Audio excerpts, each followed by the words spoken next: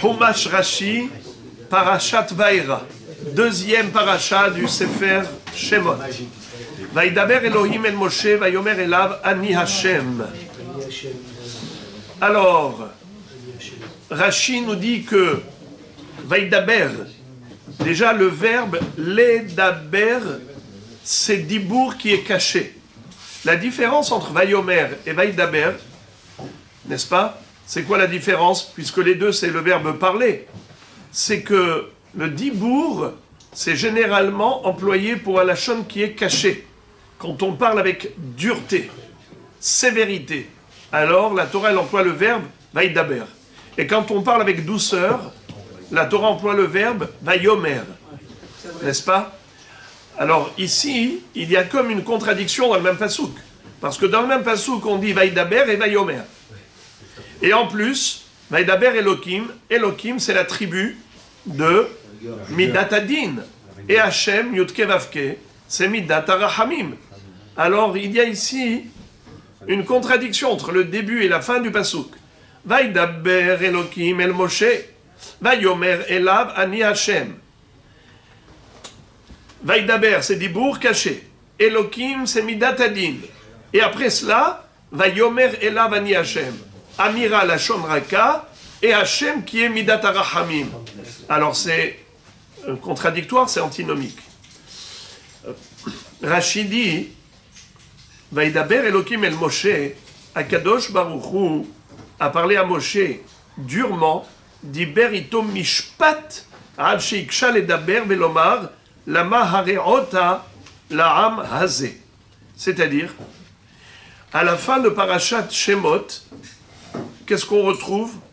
On retrouve une réclamation de la part de Moshe Rabbeinu. Quand il s'adresse à Hachem, il va dire des paroles qui sont extrêmement choquantes et surprenantes. Regardez ce qui est écrit. Vayashov Moshe Hachem. Je vous lis le maftir de Sefer Shemot. Merci. Baruch ata Adonai Eloheinu melech haolam she'akol nihya b'dvaro.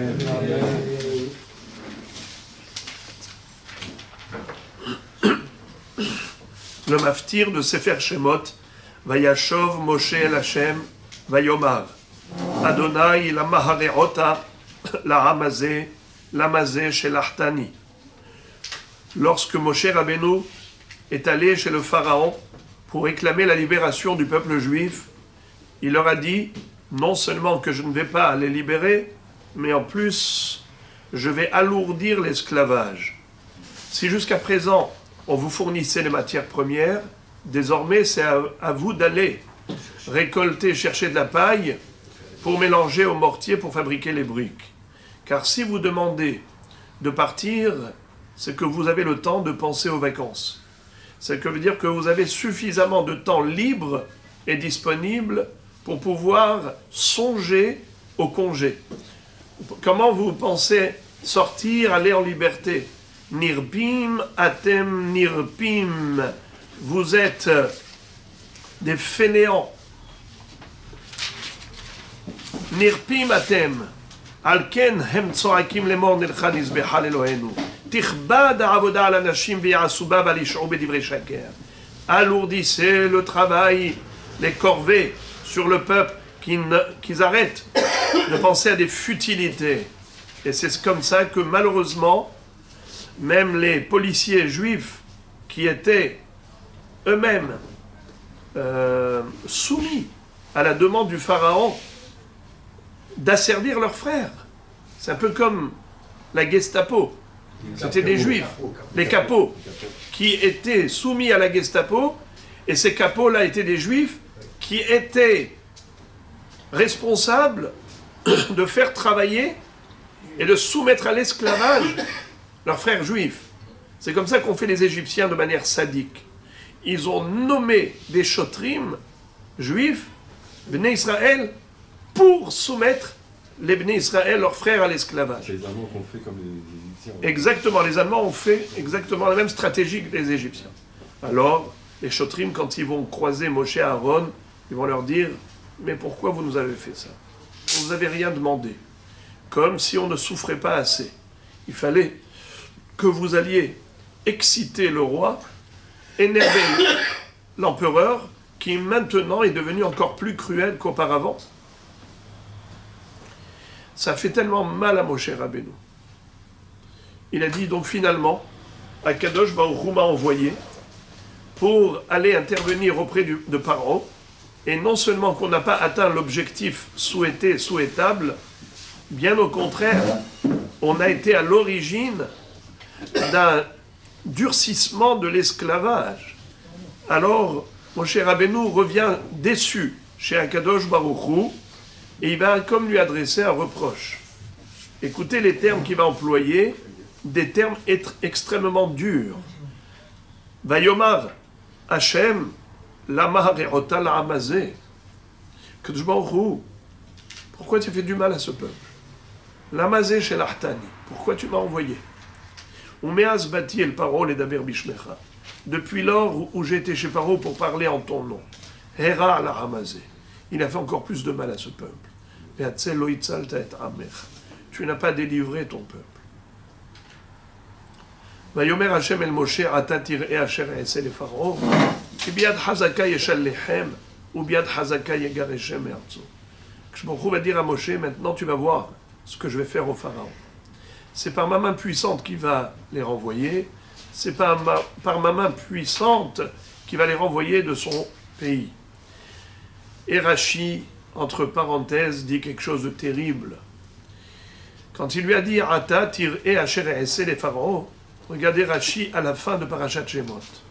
Irharta al midotai. Tu as remis en cause ma gestion. Toi, Moshe, tu es en train de remettre en question la décision d'Hachem. Loke Avraham, tu n'es pas comme Avraham. Chez Amartilo, qui bitzhak ikare le chazara.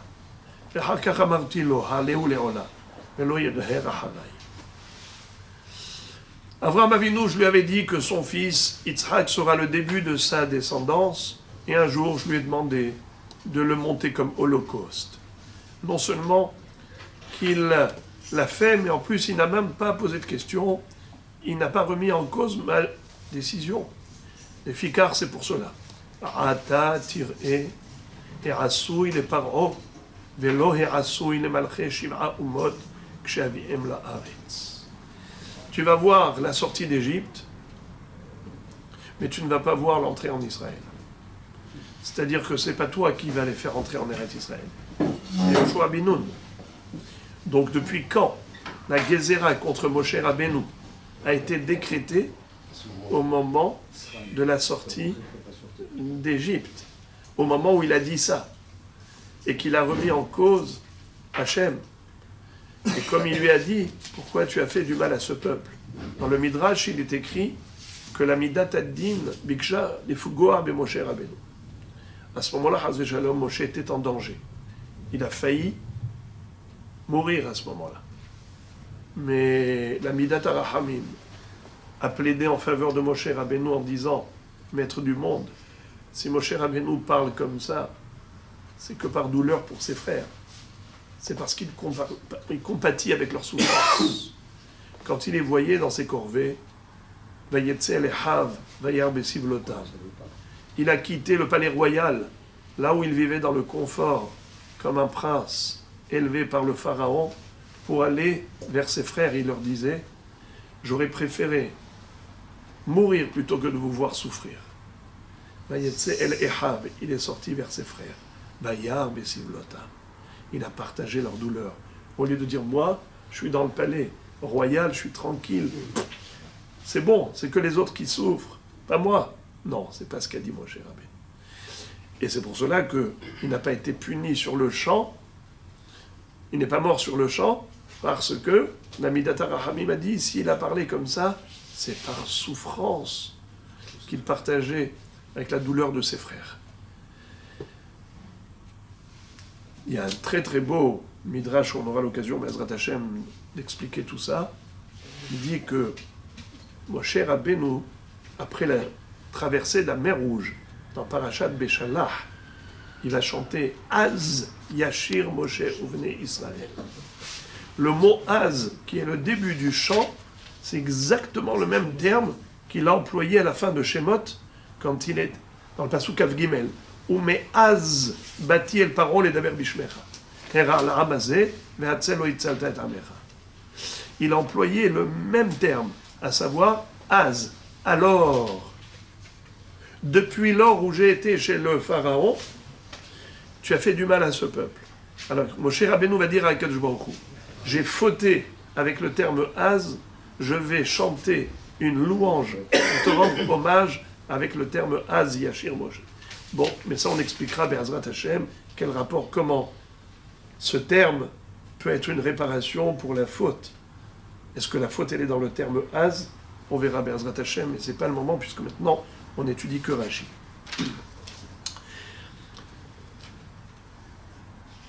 En tout cas, Rashi nous explique qu'il n'y a pas de contradiction dans ce premier passouk de la paracha. Vaïdaber Elokim el Moshe, Vayomer elav ani Hashem. Elokim c'est Midat Adin, Vaïdaber c'est Dibour caché. Pourquoi il a parlé sévèrement à Moshe Rabbeinu? Al sheiksha ledaber velomar la mareot alamazé. Comme il a remis en cause la gestion divine, alors Akadosh Baruch Hu a parlé sévèrement avec Moshe Rabbeinu. Vayomer elav ani Hashem. Alors comment est-ce qu'à la fin il lui dit ani Hashem? On a dit que Hashem, c'est Midat HaRachamim. Et Vayomer, c'est Amira Raka. C'est pas comme Vaïdaber. Alors Vaïdaber, Vayomer, comment tu comprends ça dans le même passouk? En réalité, il lui dit, le moment est arrivé pour moi de montrer que Ani Hashem, d'accomplir ma promesse qui a été faite aux ancêtres, Abraham, Yitzhak et Yaakov, et je leur avais promis la sortie d'Égypte, et leur donner Eretz Israël à leurs descendants. Et le terme de Ani Hashem, c'est toujours l'expression que la Torah emploie quand Dieu dit « Je suis Ne'eman Leshalem Sachar ». Ani Hashem, je suis Dieu. Ça veut dire « Je suis à la hauteur de mon nom ». Le nom c'est Yud Ke Vav Ke, c'est la Havaya, Mehave et Akol. Haya hove ve'iye ou mehave et akol. Dieu, il fait tout ce qui existe. Eh bien, tu vas voir maintenant que je vais faire tout ce que j'ai promis à Abraham, Yitzhak et Yaakov, de leur donner Eretz Israël à leurs descendants. Vayomer elav ani Hashem, Rashi dit, Ne'eman leshalem sachar tov lamithalechim lefanai. Je suis fidèle à ma promesse, comme j'ai promis le bonheur à ceux qui marchent devant moi, qui vivent dans l'intégrité et qui marche droit devant Hachem. Velo lechinam shelachticha. Et c'est pas pour rien que je t'ai envoyé chez Paro, pour réclamer la libération d'Israël. Kim lekayem devari, chez dibarti lavot arishonim, pour accomplir ma promesse, celle qui était faite au premier patriarche. Ubalashon hazeh matzinu shu nidrash bekama mekomot. Et Rachid dit que en effet, c'est comme ça qu'à chaque fois qu'on retrouve dans la Torah les deux mots Ani Hashem, soit Ne'eman niparak shu amur etzel ronesh, kegon v'chilalta et Hashem elokecha Ani Hashem, ou kshu amur etzel kiyum mitzvot kegon ushbarte mitzvotai v'astam otam Ani Hashem, Ne'eman niten sachar. Ani Hashem, ça veut dire Ne'eman. Je suis fidèle à ma promesse. Soit fidèle d'accomplir le bonheur, des promesses de bonheur, lorsque j'ai promis le bien à ceux qui font du bien, soit Ne'eman de sanctionner ceux qui font du mal. Donc Ani Hashem, ne t'inquiète pas, les Rechaim vont payer très cher, comme Paro, qui va subir les 10 plaies, comme Akadosh Baruch Hu a promis à Abraham en disant Vegam et Agoy asher ya'avodu dan anochi ve'acharechen yetz'u bichush gadol. J'ai promis la richesse et le grand butin au Ham Israël en sortant d'Égypte. Tu vas voir que je vais l'accomplir. J'ai promis aussi à Abraham Avinu que le peuple qui aura asservi ses descendants seront sévèrement sanctionnés. Dan onochi, je vais les juger. Tu vas voir ce qu'ils vont recevoir. Les Asara Makot, et ils vont se noyer dans la mer Rouge. Donc, Kolze, c'est inclus dans 2 mots. Ani Hashem. Ani Hashem ne'eman leshalem sachar. Ani Hashem ne'eman lipara min hareshaim. Pasuk Gimel. Va'era el Avraham el Yitzhak ve'el Yaakov be'el Shaddai. Ushmi Hashem lo nodati lahem. C'est-à-dire, j'ai apparu dans le rêve ou bien même en direct, à Avraham, Yitzhak et Yaakov, Be'el Shaddai. Ushmi Hashem lo nodati lahem. Comme Rashi va expliquer très joliment, il va dire que il y a le nom d'Hachem, Yudke Vavke, et il y a le nom de Shaddai. Quand est-ce que Akadosh Baruch Hu apparaît au nom d'Hachem, Yudke Vavke? C'est quand il accomplit ses promesses. Or, Avraham, Yitzhak et Yaakov n'ont pas vu l'accomplissement des promesses. À chaque fois qu'Akadosh Baruch Hu a promis quelque chose, eh bien, il s'est présenté sous le nom de Shaddai, chez Amar les Olamodai, mais jamais ils n'ont vu l'accomplissement de toutes ces promesses. Et malgré tout, ils avaient la émouna qu'Akadosh Baruch Hu accomplira ce qu'il a dit. Be'el Shaddai ivtahtim avtahot, ou bechulan amarti lahem ani El Shaddai. Je leur ai fait des promesses, à chaque fois avec le nom de Shaddai. Ushmi Hashem lo nodati lahem. Lo nodati en ktiv kan ela lo nodati. לא ניכרתי להם במידת אמיתות שלי, שעליה נקרא שמי השם, נאמן לאמת דבריי, שהרי הבטחתים ולא קיימתי. Qu'est-ce que ça veut dire Ushmi Hashem lo nodati lahem? Normalement, en hébreu, on aurait dû dire Ushmi Hashem lo hodati. Comme d'ailleurs Onkelos, qui est traduit en araméen, et c'est écrit Ushmi Hashem la hodait lehon. Rashi dit non, ce n'est pas écrit hodati, il est écrit l'onodati. Qu'est-ce que ça veut dire? C'est pas que ils connaissaient pas mon nom de Hachem. Bien sûr qu'Abraham, Yitzhak et Yaakov connaissaient le nom de Yudke Vavke, le nom d'Hachem, le nom de la Briat. Seulement l'onodati lahem. C'est-à-dire que je ne me suis pas fait connaître sous le nom de Hachem, c'est-à-dire qu'ils n'ont pas connu la dimension de Yudke Vavke. Ils connaissent le nom de Yudke Vavke, mais ils n'ont pas connu sous ce nom, c'est-à-dire ils n'ont pas vu la réalisation de toutes les promesses. À chaque fois, je leur ai promis une descendance avec Eretz Israël, et ainsi de suite. Est-ce qu'ils ont vu l'accomplissement de ces promesses? Non. Donc ils n'ont pas connu la Mida de Yudke Vavke. C'est pour cela le pasuk d'Alet. Vegam akimoti et beriti tam latet lahem et Eretz Kenaan et Eretz Megurem asher garu ba. Rashi dit, וגם כשנראיתי להם באל שדאי, הצבתי והעמדתי בריתי ביני וביניהם, לתת להם את ארץ כנען. C'est-à-dire que, à chaque fois j'ai établi avec eux une alliance de leur donner Eretz Kenaan, avec le nom de Shakai. Regardez, les Avraham, beparashat Mila, ne'emar ani El Shaddai, ונתתי לך ולזרעך אחריך את ארץ מגוריך. C'est-à-dire, Akadosh Baruch Hu, après la Brit Mila, d'Avraham Avinu, il a établi avec lui une alliance de lui offrir une descendance qui méritera d'hériter Eretz Israël. Et là-bas, à ce moment-là, il lui avait dit Ani El Shaddai. Il lui a pas dit le nom d'Hachem Yudke Vavke. Et après ça, à Yitzhak, il va lui répéter la même promesse. Il va établir cette alliance avec Yitzhak à nouveau. Va kimoti et Hashevua, Asher nishbati le Avraham. Et il va dire à Yitzhak, je vais accomplir le serment que j'ai prêté à Abraham. Quand il a renouvelé l'alliance avec Yitzhak, il lui a dit, je vais renouveler l'alliance que j'ai établie déjà avec ton père Abraham. Et avec Abraham Avinu, c'était quel nom qu'Hachem a employé pour le Bérit? Le Shem Shakai, le Shin, le Dalet et le Yud. Et même à Yaakov, Amarti le Yaakov, Ani El Shaddai, Pere Urve, Veta Aretz Asher, pareil, à Yaakov Avinu, il va lui promettre Eretz Israël pour ses enfants en lui évoquant le nom de Shaddai. Donc tu vois pourquoi maintenant il lui dit à Moshe Rabbeinu, Va'era el Abraham, el Yitzhak, ve'el Yaakov, be'el Shaddai, u'shmi Hashem lo nodati lahem. C'est trop beau. Les gens lisent la paracha, mais quand on n'étudie pas avec Rashi, on croit qu'on a cru, on croit qu'on a compris quelque chose. On n'a rien compris.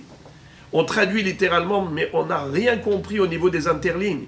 Vous voyez qu'est-ce que Rashi nous révèle comme mystère dans deux psukim qui paraissent tellement simples. Regardez tout ce qui se cache derrière. La mâche. Et alors maintenant, le troisième pasuk de la paracha. Regardez-moi ça. Vegam akimoti et beriti itam latet lahem et eretz kenaan את ארץ מגוריהם אשר גרו בה, וגם אני שמעתי את נאקת בני ישראל, אשר מצרים מעבידים אותם ואזכור את בריתי. Et moi également, j'ai écouté les supplications des bénis Israël qui sont soumis à l'esclavage des Égyptiens, et je me suis souvenu de l'alliance. Voyez-vous le passouk 3, il y a écrit Dalet, Vegam. Le passouk He commence par Vegam, Vegam, Vegam. Regardez le passouk He Rashi. Vegam ani, כמו שהצבתי והעמדתי הברית, יש עליי לקיים. לפיכך, שמעתי את נאקת בני ישראל אשר מצרים מעבידים אותם, ואזכור אותו הברית, כי בברית בין הבתרים אמרתי לו, וגם את הגוי אשר יעבודו דן אנוכי. C'est la raison pour laquelle j'ai écouté les prières, les appels au secours, les cris des Bnei Israël. Pourquoi? Par quel mérite j'ai écouté leurs prières? Parce que j'avais promis à leurs ancêtres, Vegam et Agoy Asher Ya'avodu Dan Anochi, ce peuple qui aura asservi Israël, je les jugerai sévèrement. Regardez Rabotai, ce que nous dit Rabbeinu Saadia Gaon. Il nous dit deux mots. Akadosh Baruch Hu, il a dit à Avraham Avinu deux mots. Le peuple qui aura fait souffrir Israël, Dan Anochi, je les jugerai. Deux mots. Pour ces deux mots, qu'est-ce qu'ils ont subi les Égyptiens? Dam, Sephardeya, Kinim, Arov, Dever. Ça a duré un an. Et après ça, ils traversent la mer Rouge, Khlet. Ils se sont tous noyés, n'est-ce pas? Alors, Moray Verabotai, combien? Deux mots. Deux mots. Regardez maintenant le livre des prophètes où Akadosh Baruch Hu promet au Ham Israël tellement de bonheur. Tellement de bonheur. Tout ce bonheur-là, il est promis, mais pas avec deux mots. Des livres entiers. Des livres entiers. Eh bien, figurez-vous que Ham Israël, Akadosh Baruch Hu lui réserve un bonheur infini. Parce que si déjà pour deux mots, regardez tout ce qu'Hachem a fait, qu'est-ce que Hachem s'apprête à faire pour tous ces chapitres, pour tous ces livres de prophéties qui annoncent la Géoula. Qu'est-ce que Akadosh Baruch Hu réserve à Ham Israël comme merveille après la Géoula? C'est pour ça que le pasuk dit Marav Tuvcha Asher Tzafanta Lireecha Pa'alta Lachosim Bat Neged Bnei Adam. Oh combien est grand le bonheur que tu as réservé à ceux qui te craignent.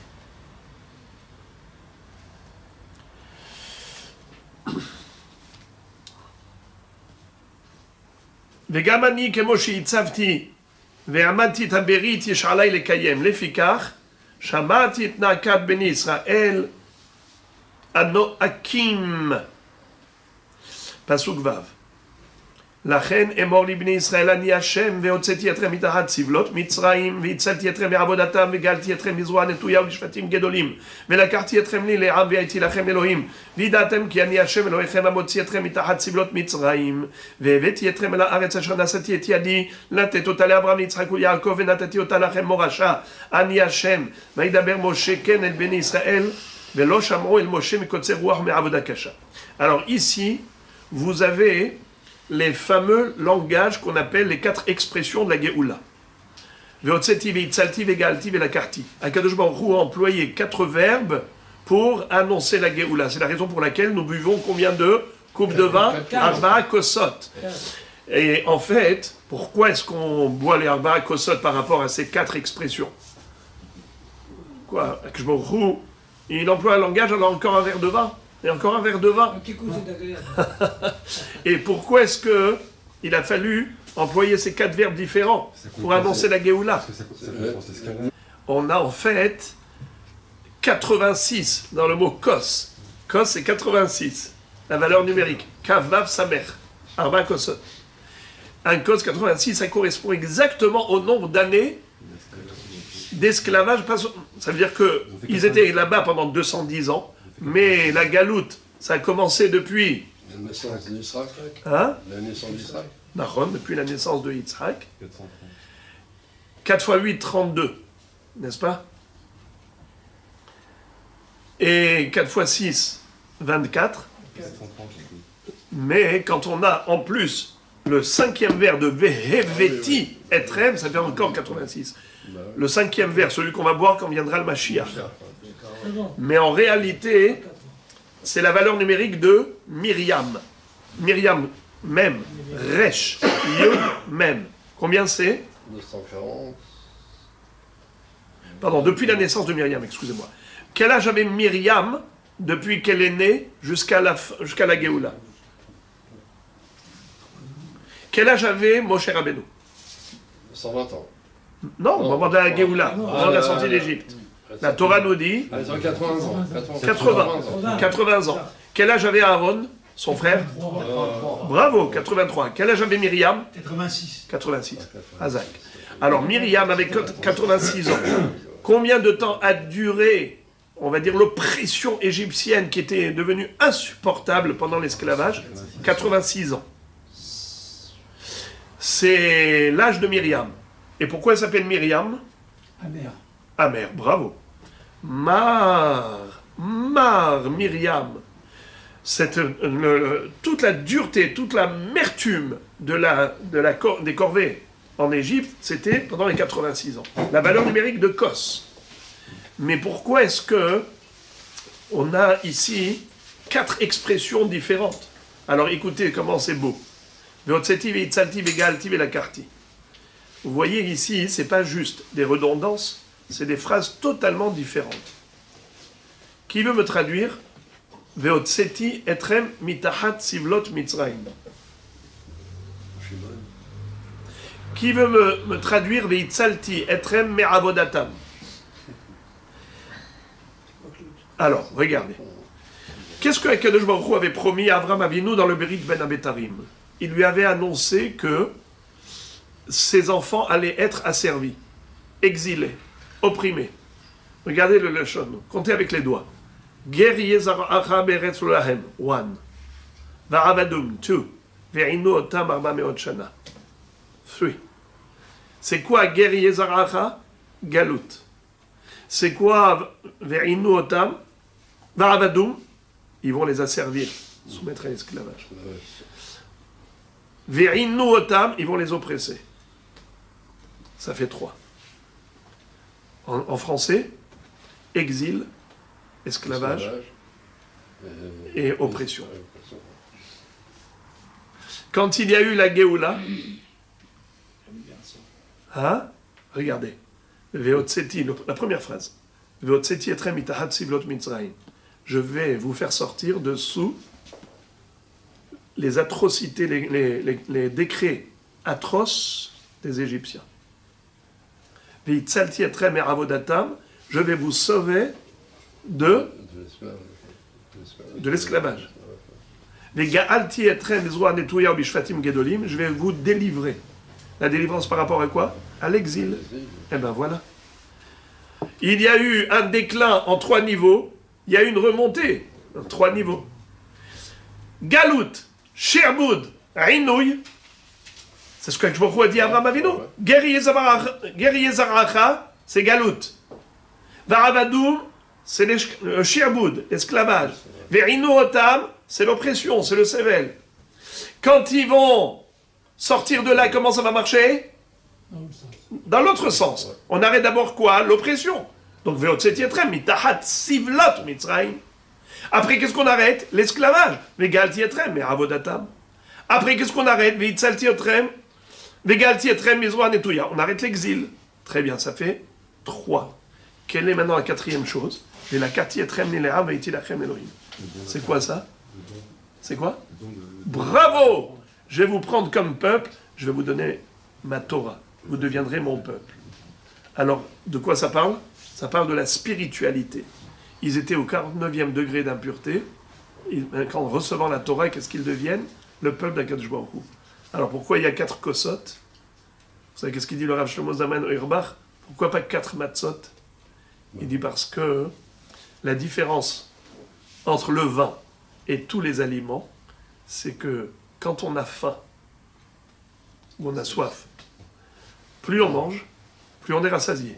Plus on est rassasié, moins on a du plaisir. Au début, on a très faim, on a un super plaisir quand on mange. Tu manges, tu as moins faim. Tu as moins faim, tu as moins de plaisir.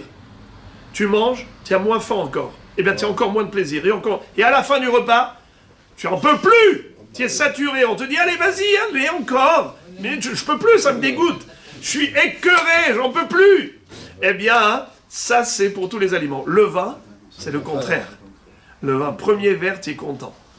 Deuxième verre, déjà, tu commences. Troisième verre, tu commences à danser. Quatrième verre, tu es dans les vapes. Eh bien, ça, c'est la simha de Yahin. Le Yahin, yasamah levav enosh. C'est pour te dire que la simha du Ham Israël, elle allait en augmentant. D'abord, il a cessé l'oppression, il a interrompu l'esclavage, il les a délivrés de l'exil. La simha, elle grandit, elle grandit. Mais c'est quand le max de simha, Kabbalat Toma. Et on terminera avec ce dernier passouk tête. וידבר משה כן לבני ישראל ולא שמעו אל משה מקוצר רוח ומעבודה קשה. Mais Am Israël n'avait pas d'oreille pour écouter autant de consolation. C'est comme quelqu'un qui souffre, qui se trouve en prison et qui est dans la galère. Tu commences à lui parler de Eretz, Zavatrala Voudvash, tu le fais rêver, mais d'une vie paradisiaque. Il lui dit, mais moi, rien qu'avec moi la souffrance, c'est tout ce que j'ai besoin. J'ai pas besoin de... Il me faut peu pour être heureux. Et tu es en train maintenant de lui parler de fantaisie. Eh bien, Loshamo, Veloshamo el Moshe, tellement ils étaient déprimés, démoralisés, sous la pression des corvées et des décrets cruels de Paro, que pour eux, ils n'ont même pas prêté attention à toutes ces belles promesses de Moshe Rabbeinu. Le Or HaChaim HaKadosh dit, parce qu'il n'était pas Béné Torah, parce qu'il n'avait pas encore reçu la Torah. Quelqu'un qui n'a pas de Torah, son cœur n'est pas large. La Torah, elle élargit le cœur de l'homme. Et même dans des situations délicates, il ne perd pas la stabilité. Il garde toujours la sérénité. Pourquoi? Parce que la Torah, elle te donne la Emouna en Akadosh Baruch Hu. L'étude de la Torah, c'est ce qui fait que tu es toujours en connexion avec Akadosh Baruch Hu. Dans toutes les situations, tu sais que ça vient de lui. Tu ne perds pas pied. Tu ne perds pas les pédales. Tu sais que tout est décidé par Akadosh Baruch Hu. Et c'est comme ça qu'on va comprendre, Be'ezrat Hashem, on va expliquer ça plus tard, que Moshe Rabbeinu, au début, il ne comprenait pas pourquoi Hashem a fait tout ça. Il est parti pour réclamer la libération, et eux, au contraire, ils ont récolté le durcissement du cœur du Pharaon, qui devient encore plus cruel qu'avant. C'est qu'en réalité, on est passé de 400 ans à 210 ans. Ils auraient dû rester 210 ans en Égypte. Mais non. Akshmocho a compté les 400 ans depuis la naissance de Yitzhak. Pourquoi cette réduction? Cette réduction, Koshi Hashirboud Ishlim. La qualité a remplacé la quantité. La dureté de l'esclavage a fait en sorte que, au lieu de rester là-bas pendant 400 ans, eh bien, ça a été rétréci. Car c'était tellement dur en qualité de travail par rapport à la quantité du nombre d'années. Alors Moshe Rabbeinu a dit à Akshbohu, maintenant je comprends qu'en fait tout ça, c'était pour nous faire sortir rapidement d'Égypte. Mais Am Israël ne l'entendait pas de cette oreille. Mais aujourd'hui qu'on a reçu la Torah, et la Torah nous ouvre le cœur, elle nous éclaire l'esprit, elle nous fait comprendre que tout ce que fait Akshbohu, c'est pour le bien. Toutes les situations ne peuvent pas déstabiliser leur Am Israël. Ils savent qu'ils sont toujours entre de bonnes mains, dans les bras d'Hachem. Et donc, comme un bébé ne se fait pas de soucis, quand il est dans les bras de sa mère, ainsi Am Israël savent que Kagamul aleimo, Kagamul alay nafshi, et Gamzu letova. Tout ce que fait Hachem est pour le bien.